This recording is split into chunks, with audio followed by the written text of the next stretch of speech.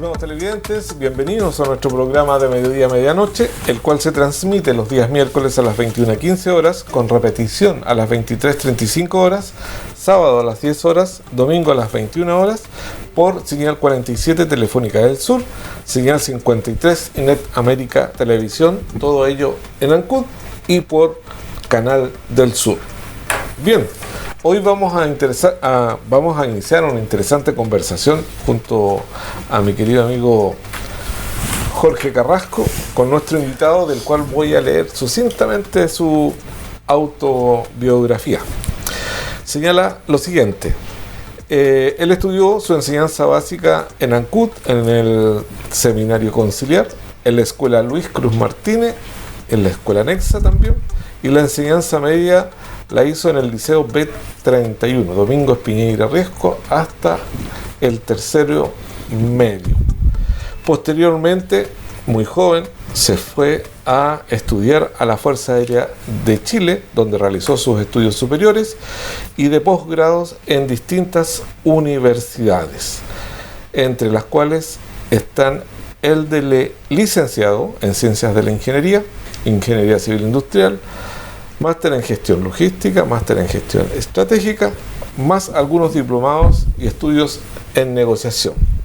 Me refiero a Carlos Seitz Aspe. Bienvenido, Carlos, a nuestro programa para que conversemos y la gente conozca tu trayectoria como ancuditano. Generalmente son ancuditanos a quienes invitamos acá. Y la conversación la va a iniciar mi querido amigo Jorge Carrasco. Muchas gracias, Boris. Como dice mi compañero, te saludamos cordialmente, Carlos. Bienvenido a nuestro programa. Y saber un poco de ti y inmediatamente saber cómo estás acá en Ancud. ¿Cómo te sientes? Bueno, lo primero es saludarlos, agradecerles la instancia de esta conversación. A ti, Boris, Jorge, por la deferencia, digamos, de invitarnos. También a todos los auditores, igual saludarlos del programa de Mediodía a Medianoche, que yo ya he visto varios capítulos. Y obviamente a Canal del Sur, que es la plataforma que permite en el fondo que salgamos y la gente tenga la posibilidad de escucharnos y de conocernos. Así es. Con respecto a tu primera pregunta, ¿cómo estoy en Ancud? Contento. Bueno. Sí, estoy feliz. Porque tenías otros destinos, ¿no? Sí, lo que pasa es que yo me fui hace hartos años a estudiar, hice mi carrera afuera. Y uno tiene que ser súper honesto, o sea, yo no tenía dentro de mis planes los años anteriores volver a Ancud, porque mi desarrollo profesional estaba por otro lado. De hecho, yo me retiro de la Fuerza Aérea justo en un periodo que estábamos saliendo de la pandemia, y yo tenía planificado irme al extranjero a convalidar mis estudios de ingeniería. De hecho, me iba a Boston, a Estados Unidos, y producto de justamente los vaivenes de la pandemia, es que finalmente no viajé, y en ese periodo también me compré un campo acá en Chiloé, en Ancud, un campo que había sido de mi familia, y un campo que había sido bien castigado, ¿eh? Yeah. Le habían cortado los árboles, lo habían saqueado, lo habían quemado en Colonia de Gan. Ah, ya, ok. ¿Y se sabe quiénes fueron los bandidos? No se sabe. Pero eso fue, digamos, muchos años antes que yo lo comprara. Entonces, cuando yo pregunté por el campo, la verdad que el comentario fue así como no sirve de nada. Y dije, no, pues es tierra, no puede no servir de nada. Entonces fui para allá, vi el lugar. Y tuve una conexión directa y momentánea con el lugar, que me hizo decir, ¿sabes qué? Yo me voy a preocupar de esto. ¿Cuál fue la gran gracia? Es que yo lo vi en malas condiciones. Entonces, no lo vi cuando era bosque nativo, grande, bonito, con muchos animales. Entonces no me dolió verlo como lo vi, sino que lo vi y lo proyecté al futuro. Es decir, ¿sabes qué? Aquí me gustaría volver a ver animales, bosque nativo, y en los más de 3 años que llevo de vuelta en Ancud, de verdad hemos logrado un gran cambio. Ahí yo tengo que reconocer también el apoyo de CONAF, que hemos hecho reforestaciones con ellos.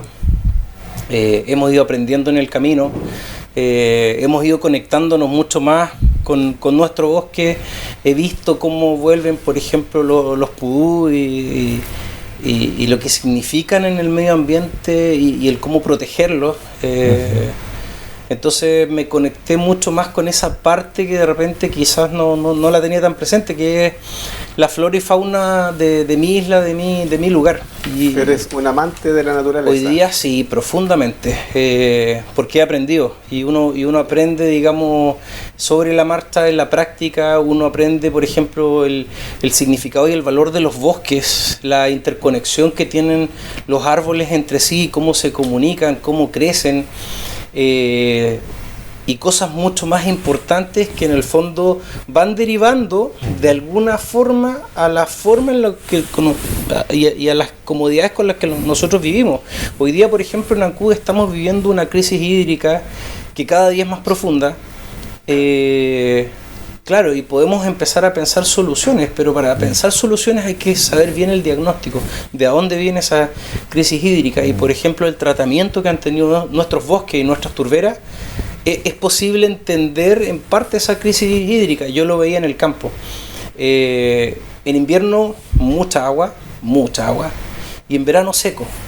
¿Y por qué? Porque la tierra, al no tener bosque, ya no extrae el agua que necesita, el agua pasa de largo. Entonces al final tenemos lleno de ríos estacionales, pero esa agua se pierde, no se aprovecha. Entonces por eso es mi afán en este proyecto que tenía en el campo de poder reforestar solamente con bosque nativo.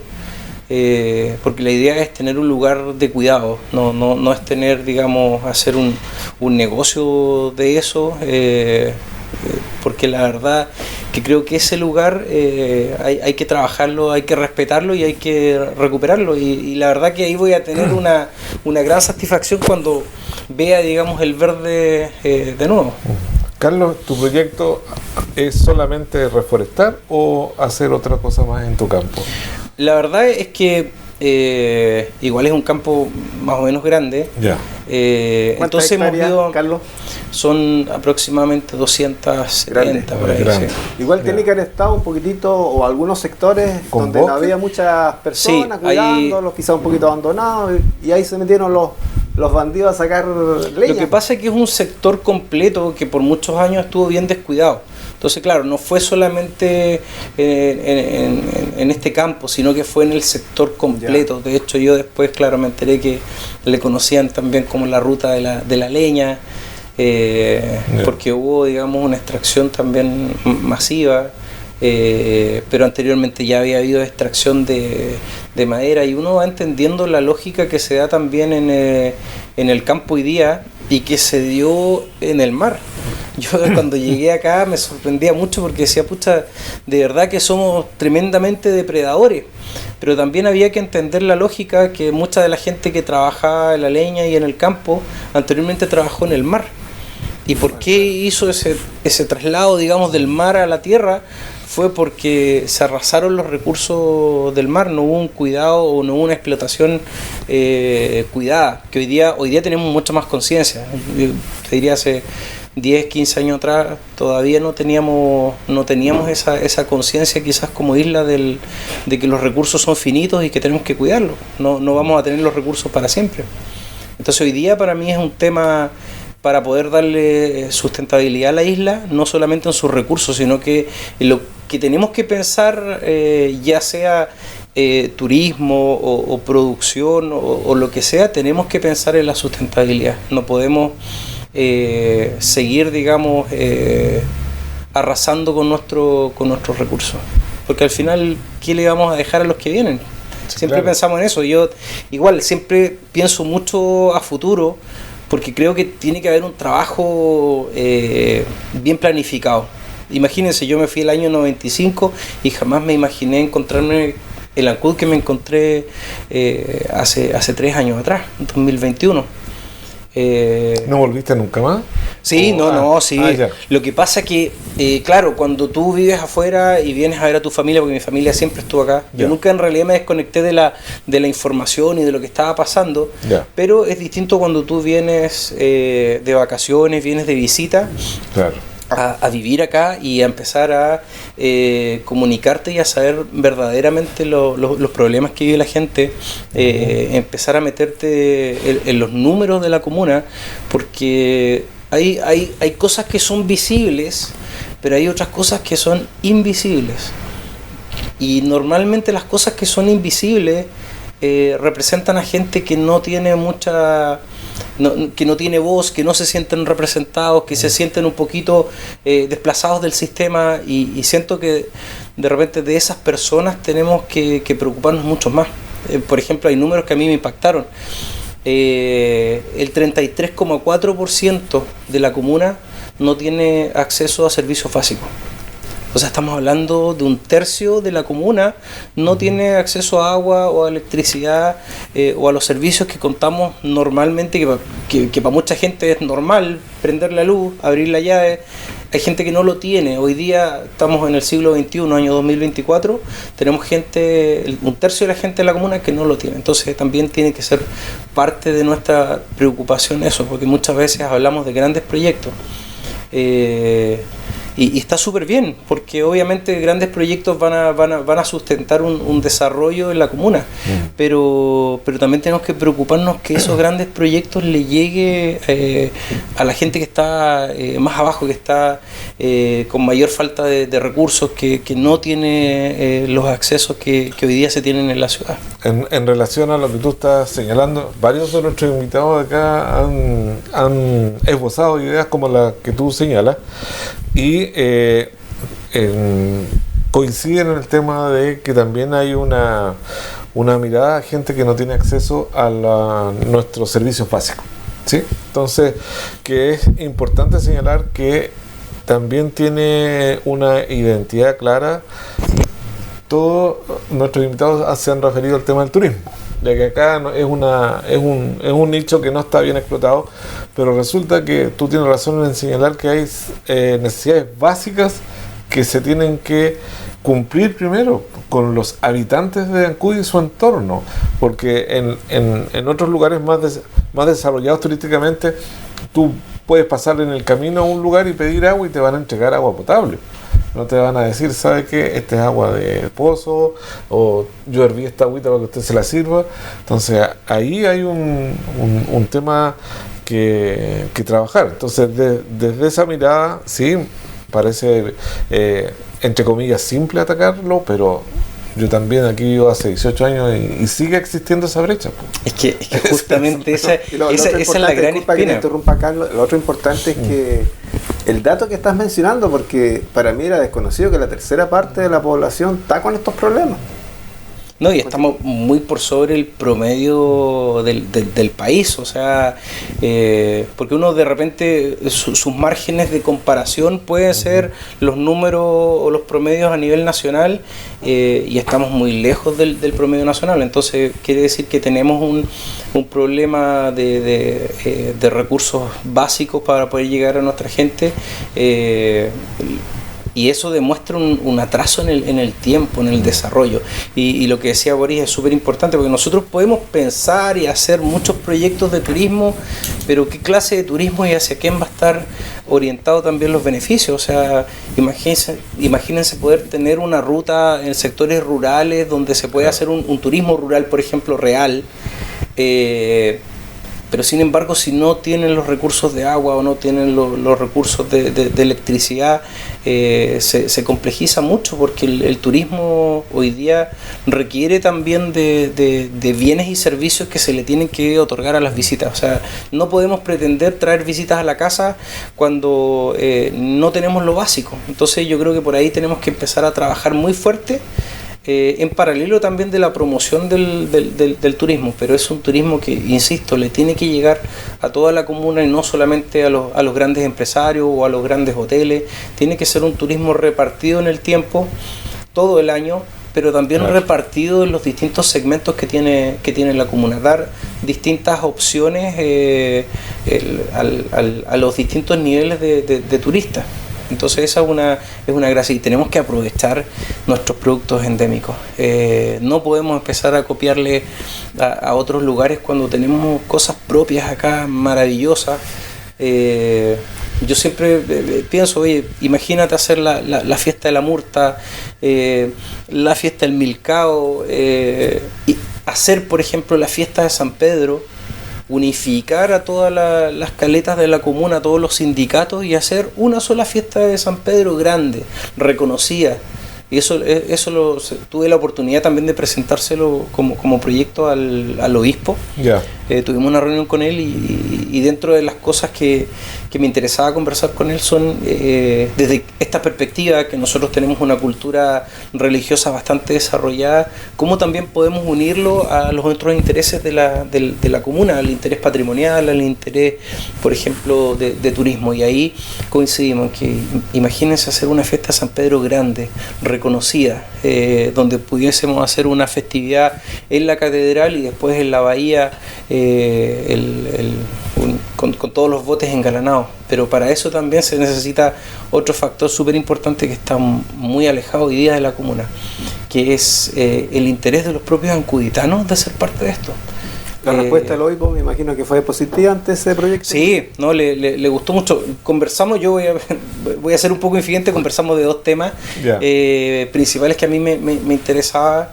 Uno era el tema de esta fiesta de San Pedro y segundo el tema del patrimonio arquitectónico de la comuna. ¿Por qué? Porque ellos como iglesia también tienen una representación importante ahí.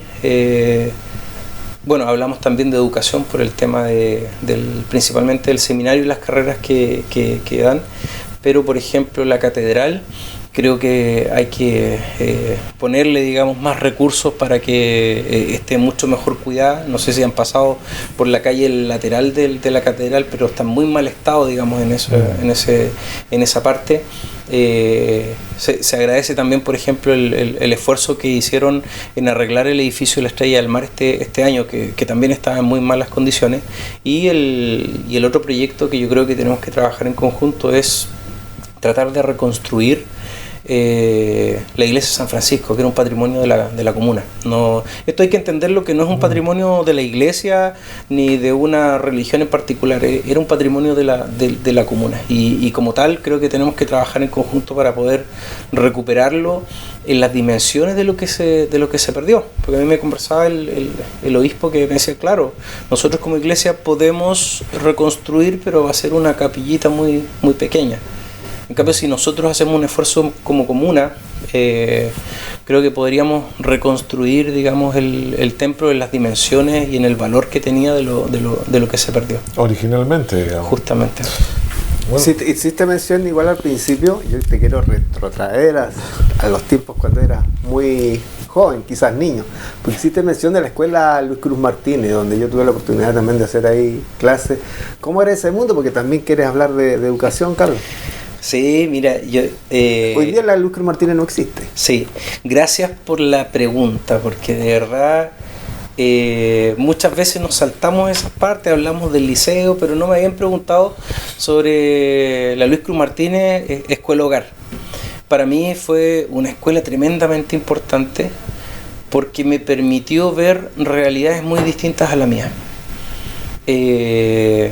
Convivía en ese tiempo en la escuela hogar con muchos niños que venían del campo, muchos niños que tenían diferencias de edades muy grandes con la mía. Yo me acuerdo de haber estado en tercero o cuarto básico y tenía compañeros que tenían como 18 años que eran gigantes. Y nosotros los mirábamos para arriba y éramos amigos y interactuábamos y todos juntos en la sala. Y claro, yo gracias a Dios no tuve, digamos, carencias, tenía mi uniforme, tenía mis útiles, tenía mi colación, pero resulta que mi compañero que estaba al lado no las tenía. Y de repente yo añoro mucho eso, sobre todo mis hijos estudian en Santiago, y en Santiago todo es más burbuja. Entonces ellos viven de repente sin ver estas realidades. A mí la escuela hogar me formó en muchos aspectos valóricos tremendamente importantes. Y es un agradecimiento grande que tengo, y tengo lindos recuerdos. Recuerdo de los profesores, recuerdo de las actividades que se hacían, recuerdo que a mí me echaban mucho de la sala de clase. Eso ven ahí. Lo que pasa, claro, en ese tiempo, claro, yo decía, sí, era desordenado. Yo en realidad nunca fui como desordenado, sí era muy inquieto. Y después con el tiempo, digamos, porque todo el tema educacional ha ido cambiando y se ha ido modificando en el tiempo, y uno va entendiendo ciertos patrones. Claro, a mí lo que me pasaba era que yo siempre he tenido facilidad para captar todo muy rápido. Entonces yo aprendía muy rápido, terminaba mi tarea muy rápido y me paraba porque me aburría. Entonces, donde me paraba y andaba de puesto en puesto, obviamente distraía el resto y me echaban para afuera. Pero tengo muy lindo. ¿Y el deporte en esa época? ¿Quién era el profesor? ¿Te acuerdas o no? Pasamos por hartos profesores. ¿Tu mamá es profesora de educación física? Sí, pues, sí. Mi mamá, sí, pero con mi mamá yo recién me encontré como profesora. A mí nunca me hizo clase. Menos mal, porque mi mamá siempre fue súper estricta. Pero nos encontramos recién en el liceo. ¿Y ella te hizo clase? No me alcanzó a hacer clase. ¿Te quiso hacer clase? Yo sí tuve clases con Neto. Con Héctor Carrasco. Sí, y fue mi entrenador de básquetbol también, porque ese fue también el deporte que yo tuve desde chico. Siempre fue mi pasión el básquetbol. Lo seguí desarrollando por muchos años. Incluso cuando llegué a Santiago y estuve en la escuela de aviación, jugué la liga universitaria. Entonces teníamos, era una liga súper exigente. Me acuerdo de los partidos con la Universidad de Santiago, la Universidad Católica, la Universidad de Chile, que eran los equipos más potentes. Y yo siempre viviré con el básquetbol, y cuando chico yo jugué también muchos años en Deportes Ancud. Y a mí me pasó una gran gracia, porque mi entrenador por muchos años, bueno, mi primer entrenador fue Carlos Iglesias. Mis primeros pasos en el básquet fue con Carlos Iglesias en el gimnasio antiguo, el que se quemó, la municipalidad antigua, que está ahí donde está Cruz del Sur ahora. ¿Alcanzaste también? Sí, muy chico, y me acuerdo que yo entrenaba con Carlos Iglesias y con sus niños, que también eran pequeños. Después de eso, mi entrenador por muchos años fue Hermo Somoza. Después Hermo se fue de Ancud, siguió su hermano trabajando con Deportes Ancud, y yo cuando me fui a la escuela de aviación, llego a la escuela de aviación, obviamente inmediatamente mi deporte que elegí fue básquetbol, y me encuentro con el entrenador de básquetbol de la escuela de aviación era Hermo Somoza. Así que fue una linda experiencia. Y creo que el básquetbol a mí me ayudó mucho en el sentido de poder desarrollar un deporte a cabalidad. Después, ya más grande, tuve un cambio súper rotundo en lo que es deporte, porque dejé de hacer deportes tradicionales, y por mi trabajo, y también porque me gustaba mucho, empecé a hacer deportes extremos. Entonces me dediqué mucho tiempo ya de adulto al paracaidismo. De hecho, yo soy instructor de paracaidismo. Hice escalamiento en roca, escalamiento en hielo, escalamiento en glaciar. Hice harto montañismo, hice buceo también. Entonces me dediqué un poquito ya más a los deportes más técnicos, más complejos. Y cuando volví de nuevo a Ancud, empecé nuevamente a jugar básquetbol, a retomar la pelota, el gusto, digamos, al básquetbol, no solamente ir a alentar al gimnasio, sino que también practicarlo. Y justo me metí en este tema que estoy hoy, y la verdad que el tiempo se me hizo imposible, pero cada vez que tengo ¿Estás en competencia laboral? No alcancé, porque empecé, digamos, a entrenar nomás, y ya después me metí, digamos, en el proyecto que estamos hoy, y ya el tiempo no me te da. dio. Sí. Entonces es una espinita que tengo ahí de poder practicar cuando pueda básquetbol, pero es algo que también se lo he transmitido a mis hijos. Mis hijos porque Santiago es muy poco el básquetbol, sí, es mucho fútbol, los dos eran muy futbolizados, pero logré plantar esa semillita del básquetbol y hoy día son también... conocen, saben, juegan básquetbol, les gusta, incluso ven a Abancú desde Santiago cuando digamos transmiten los partidos. ¿Qué edad tienen tus lolos? Mi hijo menor tiene 8 años, se llama Cristóbal, y el mayor tiene 16 años, se llama Carlos, igual que yo. Hay una falta de originalidad, pero era una tradición también porque es el cuarto Carlos Seid seguido. Está mi abuelo, mi padre, yo y él. Ahora yo obviamente no voy a interceder por cómo se llamen los hijos de la futuro. Va a ser una decisión netamente personal. Sí. Bueno, estimado Carlos, estimado Jorge, vamos a hacer un breve alto en nuestro programa de mediodía a medianoche. Vamos y volvemos.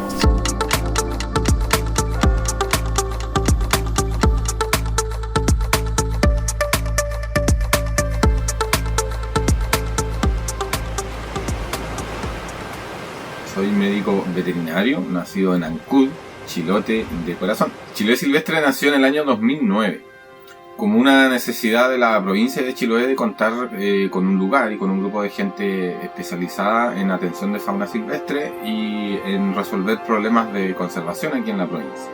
Entonces formamos un grupo, muchos de los cuales eran veterinarios, cuya principal labor fue rehabilitar fauna silvestre.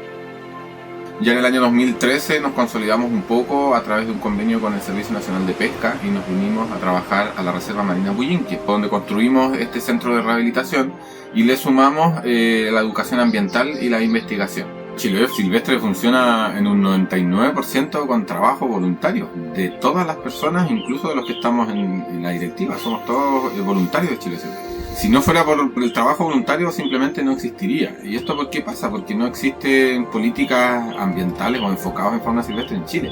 Afortunadamente tenemos mucha gente de todo Chile y la verdad que de todo el mundo que ha venido a ayudarnos acá. Y bueno, haciendo tareas fundamentales tanto como de campo, de mantención del centro, como del cuidado mismo de los animales. No podemos conservar si no conocemos la fauna silvestre. Entonces hacemos un llamado primero a que nos visiten en nuestras redes sociales, en nuestra página web y que conozcan la fauna silvestre que está a nuestro alrededor. Abramos un poquito más los ojos, miremos incluso hacia arriba, hacia los árboles y vamos a descubrir un mundo nuevo de fauna silvestre que tenemos a nuestro alrededor y que tenemos que preservar.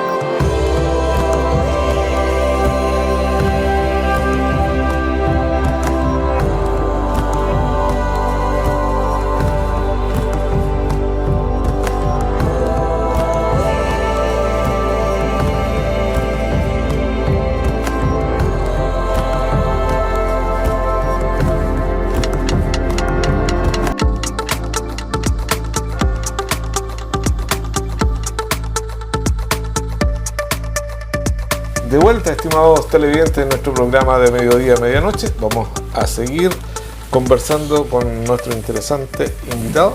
Me refiero a Carlos Seid Aspén. Mi pregunta dice relación: ¿por qué elegiste la Fuerza Aérea y no otra rama militar de Chile? Yo creo que la respuesta tiene más de anécdota que de historia, porque no fue algo planificado. Okay. Ahora, yo con mi historia de vida digo siempre, las cosas que uno no las planifica y no las piensa, cuando es algo personal, creo que resultan mucho mejor. Yo desde que tengo memoria que quería ser abogado. Yo quería estudiar Derecho y quería estudiar Derecho o en la Universidad de Chile o en la Universidad Católica. Y eso era el plan que yo tuve por muchos años en mi cabeza. Y cuando yo estaba en tercero medio, yo era presidente del centro de alumnos del liceo.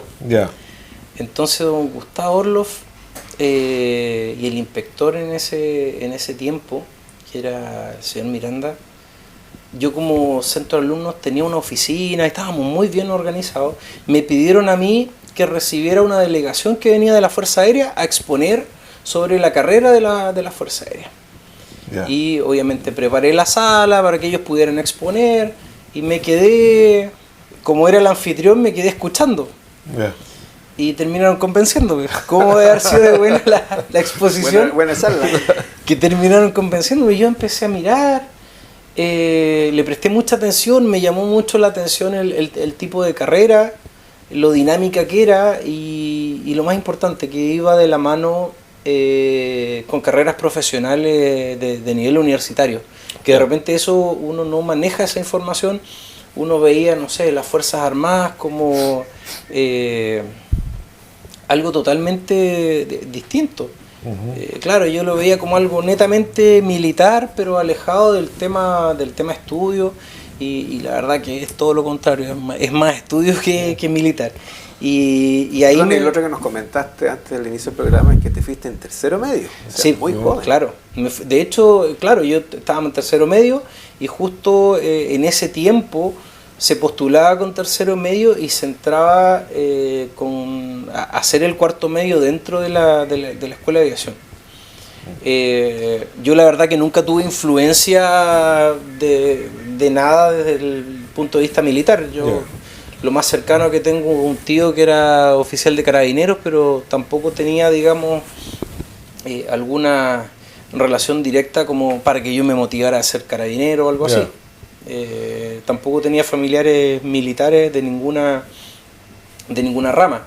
Sí, mi abuelo fue piloto acá muchos años, de los primeros pilotos que hubo acá en la zona. De hecho, yo todavía guardo muchos lindos recuerdos, porque era de los pilotos que volaban los PT-19, estos aviones de tela descubiertos, con fotos hay por ahí. Sí, tengo varias fotos y tengo varios recuerdos físicos de eso. Tengo algunos mapas y cartografía que ocupaban en ese tiempo, tengo su bitácora de piloto, tengo el coscacho que ocupaba, tengo la piocha.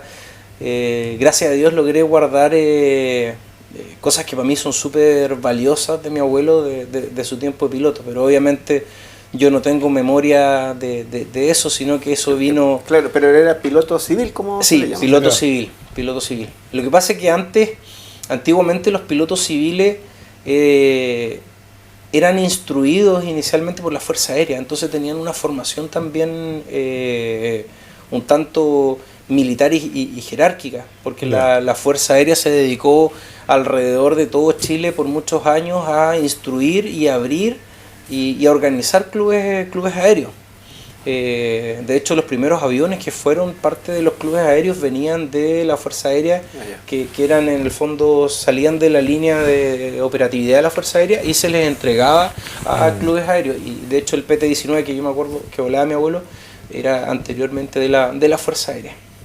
Entonces yo creo que quizás había una carga genética más que de recuerdo, porque yo la verdad que nunca lo vi volar. Y finalmente decido postular. Empecé el proceso de postulación que es bien largo y son varias etapas. Lo conversé también en ese tiempo con mi mamá. Mi mamá estaba muy reacia al comienzo, porque mi mamá obviamente quería que yo fuera a la universidad, pero logré convencerla, logré mostrarle que en el fondo era una carrera donde también me podía desarrollar académicamente, y finalmente quedé aceptado, me fue muy bien en la postulación, y cuando entro el primer año y hago cuarto medio, yo sí me fui un tanto condicionado en el sentido de que mi mamá me pidió que igual después del primer año de escuela de aviación, que en el fondo era el cuarto medio, yo diera mi prueba de aptitud académica de ese tiempo. Que igual dieras la prueba. Sí. Ya. Y la di. Y también fue una anécdota porque yo nunca había llenado un facsímil. Yo no sabía cómo llenar la prueba. Viajé, la di acá en Ancud. Empecé con la prueba, me explicaron, la empiezo a hacer y a los pocos minutos yo terminé. Y miraba a todos lados y todos seguían trabajando. Entonces yo pensaba, me equivoqué, algo hice mal, porque como el resto están todos y yo terminé, no, algo, y me dio vuelta que algo había hecho mal. finalmente, bueno, me fue muy bien en la prueba. Yo creo que, y el factor, bueno, más allá de la formación y que uno tenga capacidad académica, para entrar a otras especialidades en la Fuerza Aérea, ¿no? No. Yo creo que... Lo tienes como buen recuerdo, sí. Sí. Lo que pasa que sí, a mí me fue muy bien y ahí entré yo en duda. Dije, chuta, ¿me salgo de la escuela de aviación y me voy a la universidad o sigo en lo que estoy? Porque de verdad el puntaje me permitía estudiar Derecho en la Chile o en la Católica, que era el proyecto que tenía anteriormente. Pero finalmente me decidí, digamos, por seguir en la Fuerza Aérea, y no me arrepiento porque tuve una carrera muy linda, donde me pude desarrollar pero plenamente en lo que quise. Yo sí, ¿En qué área te desarrollaste en la Fuerza Aérea? Inicialmente, bueno, yo partí en Ingeniería Aeronáutica cuando estaba en la Escuela de Aviación, pero no me gustó, era distinto, digamos, a lo que yo pensaba. Yo pensaba más en Ingeniería Aeronáutica pensando en el espacio, en satélite y todo eso. Cosa que hoy día sí es más así, pero en ese tiempo el ingeniero aeronáutico era más orientado al tema mantenimiento de aeronaves. Y la verdad que nunca me ha gustado la mecánica, así que me moví de ahí y me especialicé al comienzo en todo lo que fue sistemas antiaéreos, misiles, toda esa área. Pero después mi carrera completa la hice en las Fuerzas Especiales, que son unidades muy pequeñas, muy especializadas, que tienen que estar continuamente en preparación, porque somos muy pocos en las Fuerzas Aéreas. Yo me acuerdo cuando entré a las Fuerzas Especiales, oficiales de la Fuerza Aérea que éramos de Fuerzas Especiales éramos 10. Entonces sí, muy poco. ¿Igual tiene que ver con el área de comando o nada? Sí, de hecho yo mi curso de comando lo hice en el Ejército de Chile, porque es una fase de preparación muy larga, pero el requisito básico para entrar a las Fuerzas Especiales es ser comando, que en mi caso yo lo hice en el Ejército, pero hay otros casos que lo hicieron en la Fuerza Aérea o en la Armada. Y después uno se empieza a especializar en todo lo que es paracaidismo, rescate, y viene un sinnúmero de preparaciones. Yo creo que uno está finalmente toda la carrera siempre especializándose. Uno no para nunca de estudiar. Y en paralelo yo también decidí perfeccionarme por mi cuenta en otras áreas, pensando siempre de que quizás la Fuerza Aérea no era para siempre. ¿A qué edad te jubilaste tú? Yo a los 43 años. Joven, pues. Joven. Claro. Entonces, lo que sí es una vida muy intensa. Entonces, si se imaginan, yo egresé a los 20 años, y a los 20 años me tocó recorrer el mundo completo, porque gracias a Dios me fue bien en la Escuela de Aviación. Saqué el primer lugar de mi generación, de mi escalafón, y el premio era un viaje en la Esmeralda, y me tocó el último viaje del siglo y del milenio en la Esmeralda, el año 1999. Entonces se hizo una regata y se hizo también un viaje bien interesante. Viajamos prácticamente 9 meses alrededor del mundo. Tuvimos audiencia con el Papa Juan Pablo II, una audiencia privada en Castel Gandolfo, en su residencia de verano. Viajamos por todo el Mediterráneo, me permitió conocer África, Asia, Europa, parte de América también. Y después de eso vuelvo a la Fuerza Aérea y a seguir estudiando, a seguir perfeccionándome, pero siempre trabajando. Entonces yo a los 20 años ya tenía que estar a cargo de personas y de unidades, y uno va aprendiendo. ¿Por qué? Porque producto de la jerarquía también que tienen las Fuerzas Armadas y el nivel de preparación, yo salí a los 20 años, pero tenía gente a mi cargo que tenían 30 años de servicio. Entonces uno va aprendiendo ahí el cómo manejar estas unidades, cómo manejar también a la gente, a los equipos de uno. Porque no es fácil cuando uno es joven y por ejemplo, claro, tiene que manejar gente con mucha experiencia. y si uno no tiene el tacto, no tiene la sabiduría para poder manejar esas situaciones, finalmente le juegan en contra. Por eso las instituciones armadas son unas pirámides que en el fondo abajo hay mucha gente, pero a medida que uno va avanzando en los años, va disminuyendo la cantidad de gente, justamente porque hay que ir pasando muchas vallas, y una de las principales es el saber trabajar con la gente. Mucha gente piensa que por ser una jerarquía militar se produce mucho roce y mucho incluso abuso entre un superior y un subalterno, pero no es así, al contrario. La carrera de los oficiales y de los buenos oficiales se lo hace sus buenos equipos, su buena gente, y es la gente que lleva trabajando ahí mucho más tiempo que uno. ¿Por qué? Porque los oficiales se van rotando, las jefaturas se van rotando, pero el personal que realmente hace el trabajo y que pone el hombro, digamos, en el día a día, tiene mayor permanencia en el tiempo en las unidades. Entonces, es ahí donde uno de ellos tiene que aprender, y eso yo lo llevo a toda instancia. Por eso igual cuando me hablan de lo difícil de repente que puede ser trabajar en la municipalidad de Ancud, yo digo, pucha, la gente, el conocimiento lo tienen ahí, quizás tenemos que inyectarle un poquito más de motivación, un poquito más de cariño para que funcione un poco mejor, digamos. Bueno, dale, hemos hablado hartos temas, estamos ahora en la naturaleza, crisis hídrica, los primeros pasos en educación y la Fuerza Aérea. Quizás todo ese aprendizaje tú lo quieres volcar acá en Ancud. ¿Cómo nace este deseo de querer dirigir una comuna? La verdad, mira, cuando uno está en el servicio público, hay algo que a uno lo va tirando. Uno de repente hay cosas que uno cuesta explicarlas. Pero yo cuando me vine a Ancud de vuelta, primero, por primera vez en mi vida, yo era dueño de mi tiempo. Yo podía determinar a qué hora me levantaba, a qué hora me acostaba, a qué hora comía. Nunca antes pude hacer eso porque por la estructura que siempre tuvo mi trabajo, y a medida que uno más sube en la carrera, más exigente se es con el tiempo de uno.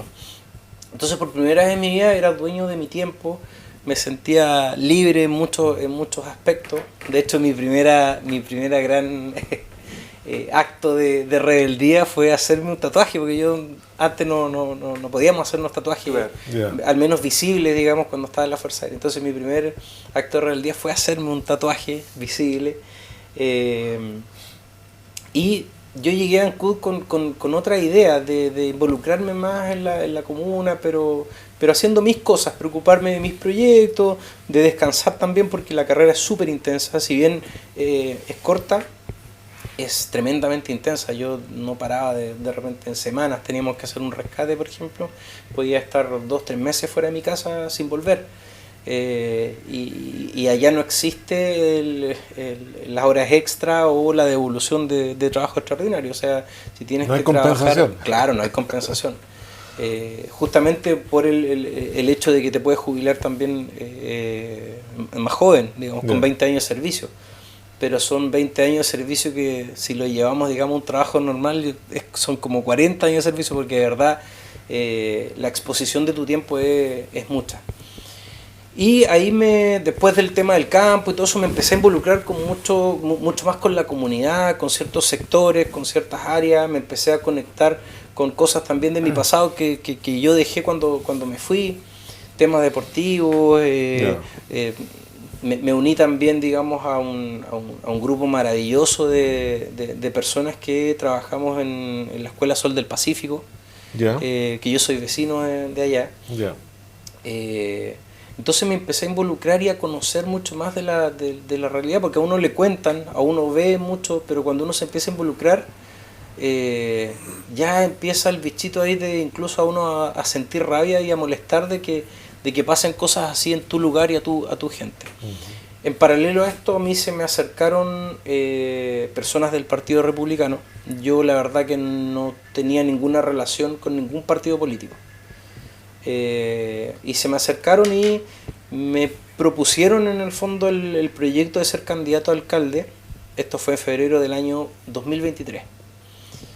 Y obviamente, como yo estaba totalmente desconectado de la política contingente y partidaria, no voy a decir de la política porque uno siempre está en todo ¿no? lo que hace política, la ve en la televisión y uno tiene también su opinión súper formada sobre muchos aspectos, pero en la política contingente y partidaria no estaba metido. Entonces mi primera respuesta fue así como, no, porque está alejado en el fondo de mi área de acción.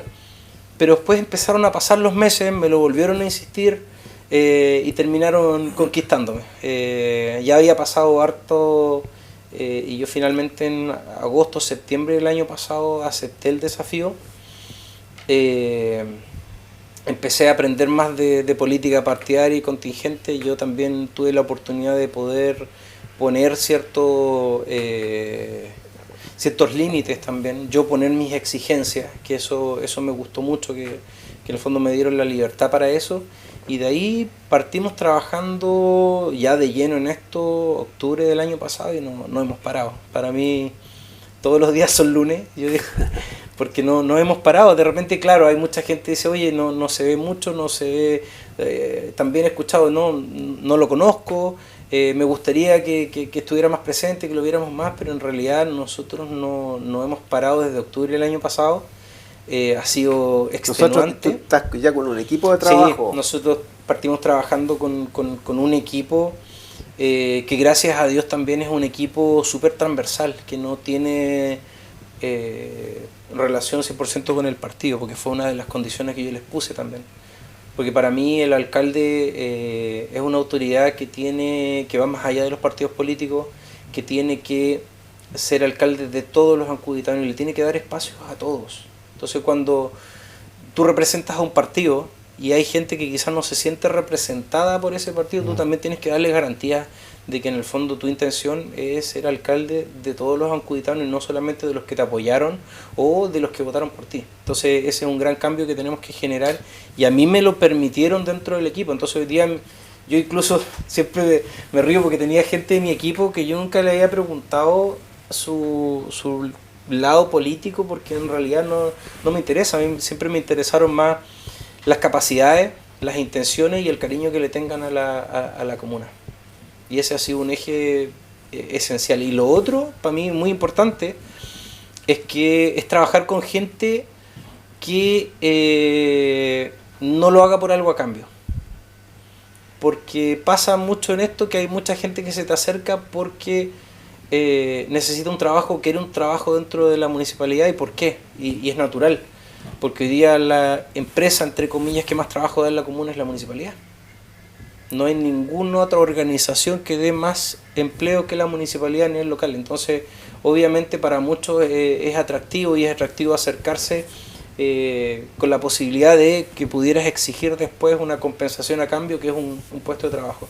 Yo ni siquiera a mi equipo directo le he prometido un puesto de trabajo. Eso no lo he hecho a nadie, porque en el fondo creo que tenemos que trabajar con las mejores personas, y no estoy diciendo que mi equipo no sean las mejores personas, pero eso tenemos que verlo después, cuando nosotros ya nos vayamos a instalar. ¿Por qué? Porque si no, estás trabajando con gente que quizás puede no creer en tu proyecto, pero sí está por un interés directo ahí. Entonces eso quisimos evitarlo también al conformar el equipo. Y la verdad que nos ha ido muy bien.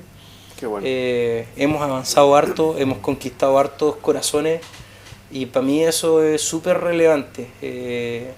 Porque para mí, y lo tengo súper claro, para poder cambiar realmente las cosas en Ancud tenemos que reencantar al ancuditano.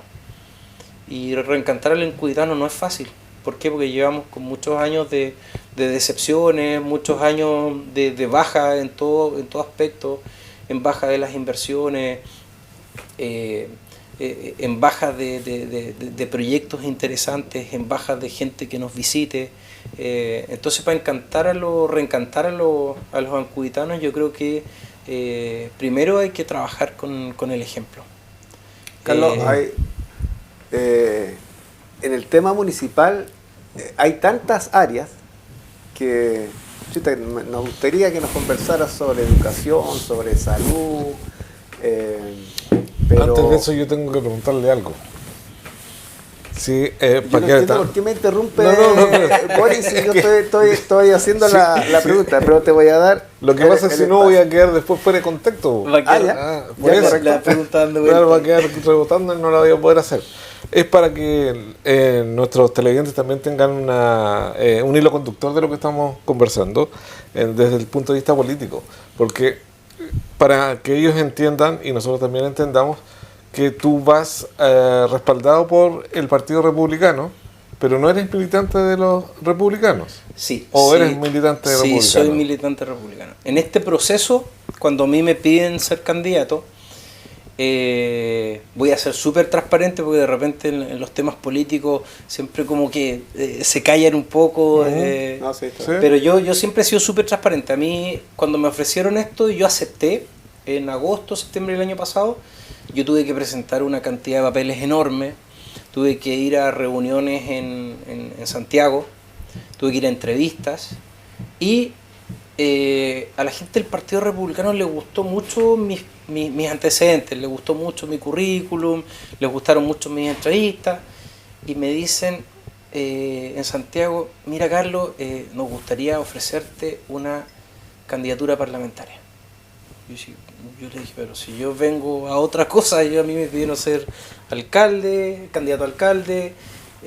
La verdad es que como partido no tenemos planificado, no tenemos pensado presentar un candidato a alcalde en Ancud.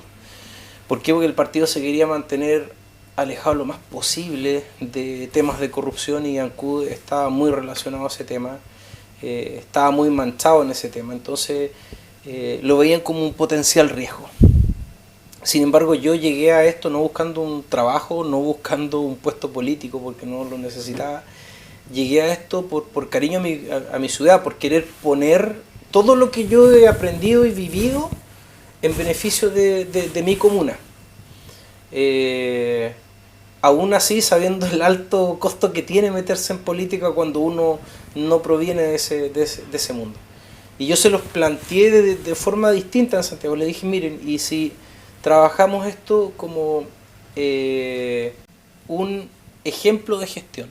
Si nosotros trabajamos para tener una comuna que está abajo en todos los niveles y poder entregar una comuna como una joya, como la comuna que el Ancud que muchos nos imaginamos, que muchos queremos, que añoramos. Le dije, eso en el fondo sería un tremendo respaldo al proyecto que se está haciendo. Y ahí los convencí y ahí nos fuimos con la candidatura. Pero en ese momento, como iban a llevar muy pocos candidatos a alcalde, nos pidieron que, como eran pocos y eran potenciales, las municipalidades siempre han sido potenciales focos de probidad, nos pidieron que nos hiciéramos militantes a los que estábamos en ese momento de candidatos a alcalde. Y ahí yo me hice militante debe haber sido noviembre, diciembre del año pasado. Y finalmente lo que hizo el partido fue una revisión completa. Incluso les pongo de ejemplo, la última reunión que yo tuve para aprobar la candidatura fue por Zoom con un abogado en Santiago que se metía al sistema judicial, te pedía tu clave única y te revisaba todos tus antecedentes. ¿Por qué? Porque de repente hay temas que solamente uno los puede ver con la clave única. A ese nivel de transparencia en el fondo, digamos. ¿Por qué? Porque ellos querían certificar que las personas que están presentando a esto son personas idóneas para el cargo. Después ya con el tiempo aumentaron un poco más la cantidad de candidatos a alcalde, pero cuando nosotros iniciamos no eran más de 30 a nivel nacional. A nivel de Chile. Entonces el proceso, los que partimos con el proceso, vivimos un proceso súper estricto y súper largo. Algunos, digamos, de los últimos candidatos que ha tenido el partido no pasaron, digamos, por ese suplicio, pero sí, yo me tuve que hacer militante para poder ser candidato a alcalde. No así de los otros cargos, no les exigían, digamos, ser militante. Podían ser simpatizantes, digamos. Justamente. Eso quería que le diera que quede claro, ya está bien. Es que hay temas que son súper importantes igual en el municipio y que a veces son muy delicados. Entonces, la pregunta tiene que ver con el tema del aseo y ornato, que tiene que ver con dónde se deposita la basura que se recoge aquí en el municipio? Porque tú hablabas en alguna entrevista ahí de una estación de transferencia de bajo costo. La idea es saber cómo se puede materializar esto, porque hay, no sé, me imagino que habrá que tener un lugar especial donde ir a depositar, que no sea tan largo para llegar hasta Los Ángeles. Sí, ¿Para lo que pasa a ese tema, Carlos?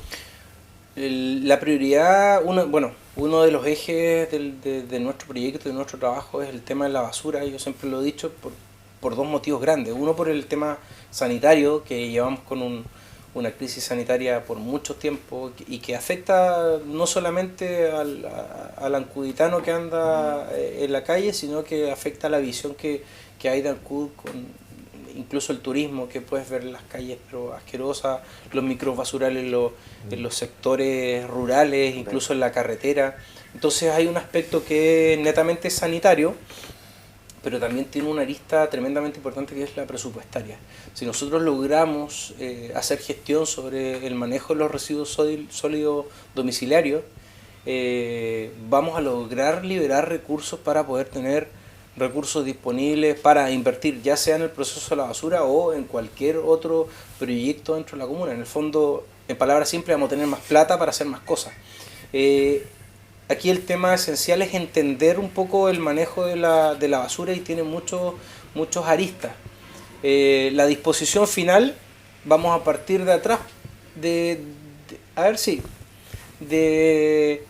la disposición final, vamos a partir al revés, no de la recolección, sino que de la disposición final. La disposición final hoy día está a 720 kilómetros, nos cobran 3 veces más de lo que le cobran a una empresa, porque ese es un lugar de disposición de basura industrial. Por lo tanto, primero tenemos que buscar una alternativa que sea más cercana. Alternativas hay, nosotros ya hemos tenido algunas conversaciones.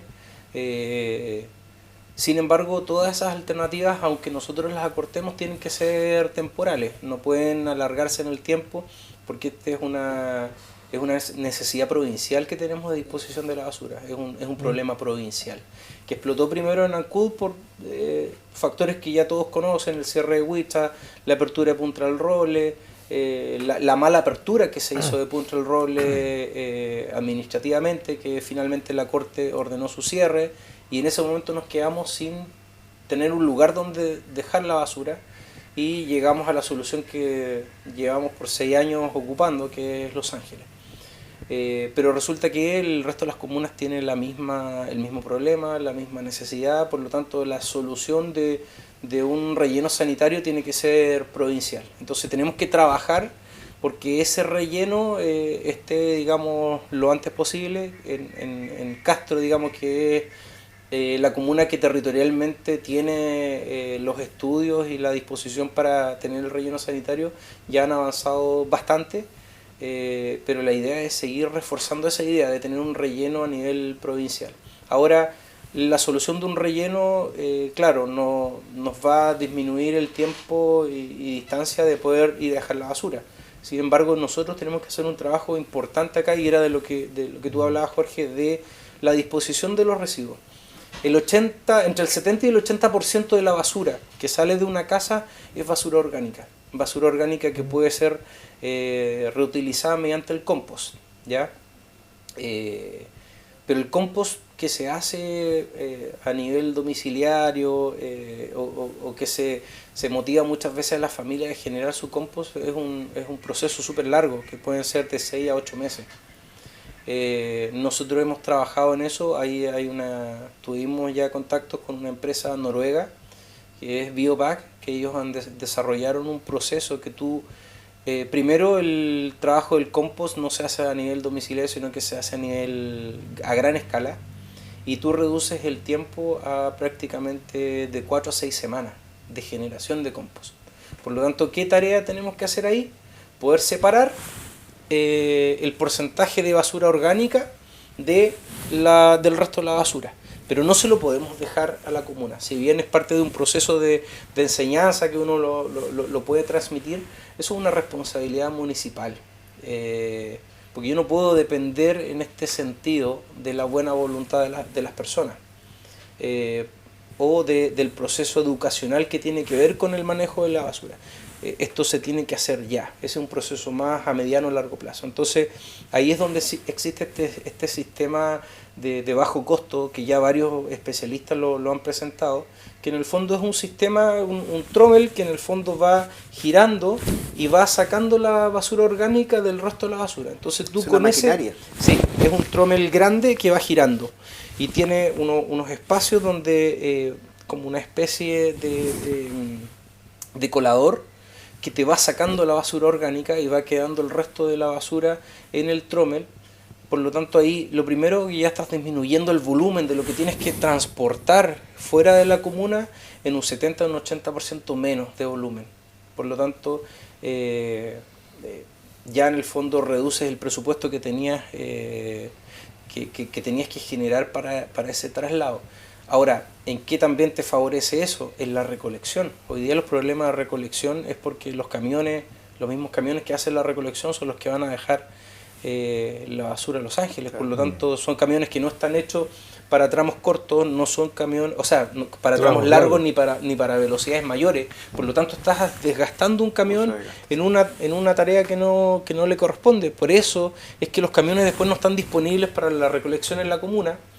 Y que eso también es un proceso que tenemos que cambiar dentro de la comuna, el cómo hacemos la recolección.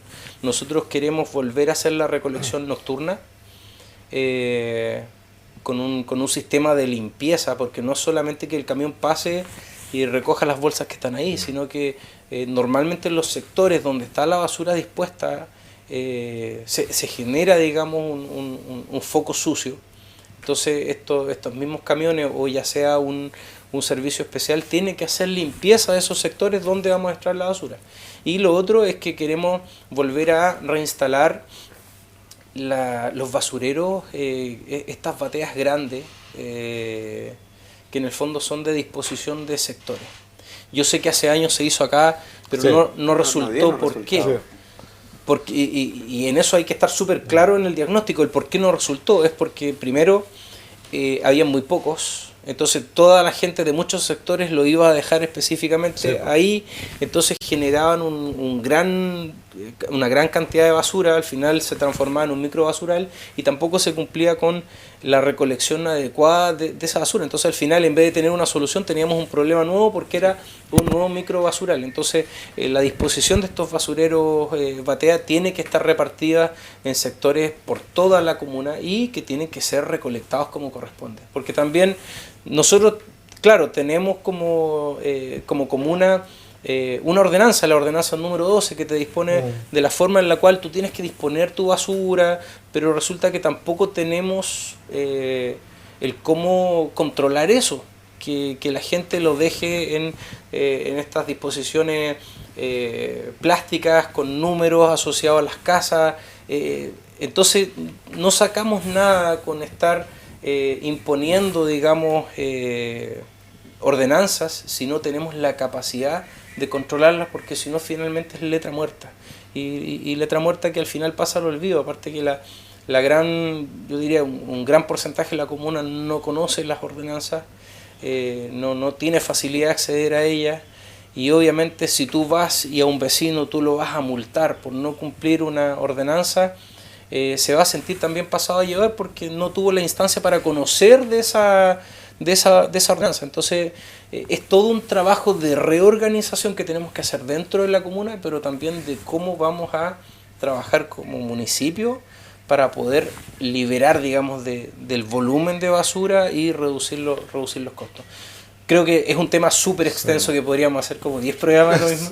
Entonces, pero hay muchas aristas ahí que se van generando, pero nosotros tenemos cubierto el ciclo completo, desde la disposición inicial, la recolección, hasta el traslado y la separación mediante, digamos, un trommel en estaciones de transferencia, hasta la disposición final. Es un proceso completo que hay que considerar, porque si tomamos una sola parte vamos a seguir cayendo en lo mismo y vamos a seguir encontrándonos problemas durante el proceso. Por eso hay que tomar el espectro completo. ¿Para qué? Para que funcione y se haga bien. Nosotros muchas de las ideas que hemos tomado no es que nos llegaron del cielo y nos iluminamos y nos sentimos iluminados para venir con soluciones, ¿no? Muchas de esas soluciones se han trabajado antes, pero se han trabajado mal. Y hemos estudiado bien en qué fallaron, cómo podemos enfrentarlas. Si acá de repente no hay que ponerse a inventar la pólvora está inventada. A mí también me dicen, oye, ¿qué te gustaría hacer en tal cosa? Partamos primero por leer nuestro plan de desarrollo comunal 2018-2026, que tiene más de 50 tareas, y de las 50 tareas, a 2 años que se termine el plazo del plan de desarrollo comunal, creo que hay cumplidas 3 o 4, parcialmente. Entonces, claro, partiendo por eso, primero partamos por ordenarnos, por saber lo que tenemos que hacer, por las cosas que le hemos prometido a nuestra gente y no se han cumplido, y así vamos a poder organizar y pensar mucho más nuestra comuna, porque al final yo siempre digo eso, tenemos que pensar nuestra comuna.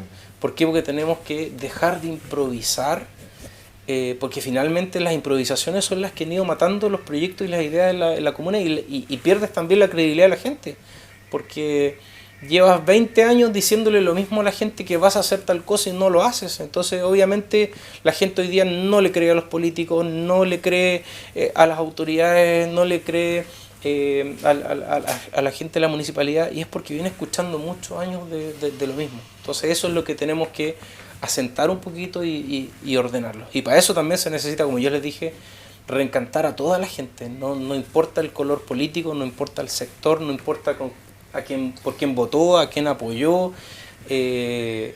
Cuando hablamos de la comuna, hablamos de nosotros, hablamos de nuestra gente, hablamos de nuestra familia, hablamos de nuestros amigos.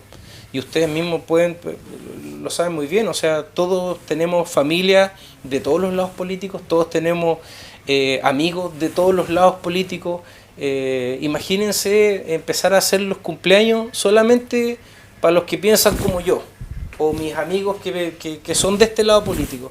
O sea, terminaríamos aislándonos, y eso es lo que ha pasado también en gran parte de la comuna, que se ha trabajado para ciertos sectores. Y de verdad sería muy lindo que volviéramos, independiente de los pensamientos políticos, porque yo siempre lo digo, la política contingente no nos va a solucionar nada en la comuna. Va a ser el cariño y el trabajo que le pongamos nosotros los ancuditanos, y desde la vereda en la que estemos. Bien, Carlos. Hemos llegado al último segmento de nuestro programa. ¿No hay más preguntas? No hay más preguntas. El director me acaba de hacer señales, me hace señales, así que sí podemos dejar para otras instancias varios temas que tú has esbozado acá. Por lo tanto, te agradecemos que hayas aceptado nuestra invitación, querido amigo Jorge Carrasco. Gracias, agradezco sus intervenciones también. Por lo tanto, estimados televidentes, nuestro programa Mediodía Medianoche llega a su fin. Nos encontramos en una próxima oportunidad. Muchas gracias y hasta siempre.